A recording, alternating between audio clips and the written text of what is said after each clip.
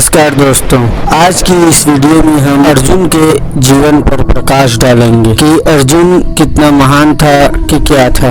दोस्तों, वीडियो में आगे बढ़ने से पहले मैं आपसे एक बात कहना चाहता हूँ कि जितने भी अर्जुन के समर्थक होंगे वो ये समझने की भूल मत करना कि मैं अर्जुन का विरोधी हूँ। यहाँ कोई किसी का विरोधी और कोई किसी का समर्थक नहीं है, और यदि एक मिनट के लिए समर्थन करे भी कोई किसी का तो वो उस आदमी का समर्थन नहीं कर रहा होता है, वो उसके कर्मों को समर्थन कर रहा होता है। तो वही है, हम कर्ण के कर्मों को जानते हैं। कर्ण के कर्म महान थे, इसलिए सबको आज कर्ण प्रिय है अर्जुन से ज्यादा, इनफैक्ट कहीं ज्यादा। तो वैसे ही इस वीडियो में भी अर्जुन के कर्मों की बात करेंगे। अर्जुन की सबसे बड़ी उपलब्धि यही है उसके जीवन की कि उसके हाथों में पितामह भीष्म और कर्ण इन दोनों का वध हुआ। ये उसके जीवन का सबसे बड़ा उपलब्धि है। वो दोनों परशुराम के शिष्य थे जो उसके गुरु के भी गुरु थे। कुछ लोग हैं जो अर्जुन को कर्ण से महान समझते हैं। जैसे पिछली वीडियो में हमने कर्ण के जीवन पर प्रकाश डाला, वैसे ही आज की इस वीडियो में हम अर्जुन के जीवन पर प्रकाश डालेंगे।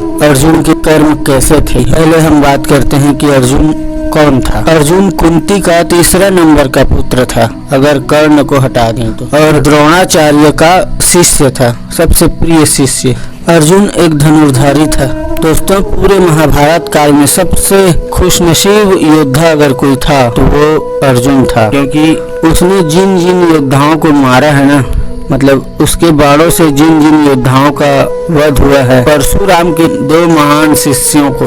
वैसे इसमें इतनी अचरज वाली बात नहीं है, क्योंकि अर्जुन के कंधे पर धनुष रखकर उन दोनों का वध श्री कृष्ण ने नहीं किया था। अर्जुन में इतनी कोई खास बात थी नहीं। ये बात अलग है कि उन लोगों के राज्य को दुर्योधन ने बल और छल दोनों से हथिया लिया था, अपने कब्जे में कर लिया था। उसके लिए उन पांडवों को बहुत सी समस्याओं का सामना करना पड़ा, इतनी समस्याओं का सामना करना पड़ा जिसका कोई हद नहीं, और वो लोग बहुत कमजोर थे, विवश थे। ये एक बात है कि उन लोग धर्म के राह पे थे, सच्चाई के मार्ग पे थे, और इसीलिए तो श्री कृष्ण उनके साइड हुए। लेकिन हम अर्जुन के विषय में बात कर रहे हैं ना। अर्जुन समय समय पर इतनी बेवकूफियां करता रहा जिसको सोच के भी बुरा लगता है। भगवान श्री कृष्ण ने गीता का ज्ञान अर्जुन को दिया, लेकिन क्या अर्जुन सीख पाया। क्रोध बहुत ज्यादा था अर्जुन में, जबकि श्री कृष्ण शांति के मार्ग पे चलने वाले थे। श्री कृष्ण के साथ रहकर भी अर्जुन कुछ सीख नहीं पाया। अर्जुन तो श्री कृष्ण की बातों को इसलिए मानता था क्योंकि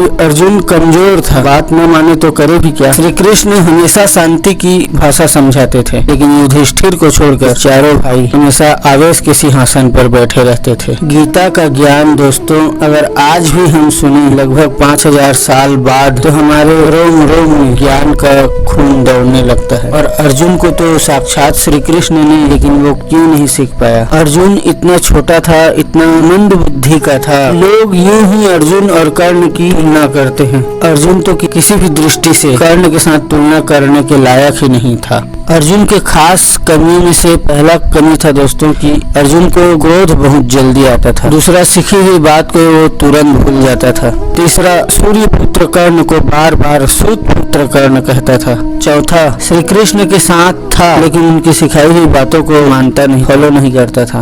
भगवान श्री कृष्ण ने गीता का इतना महान ज्ञान साक्षात अर्जुन को दिया, लेकिन वो उसका रत्ती भर भी नहीं समझ पाया।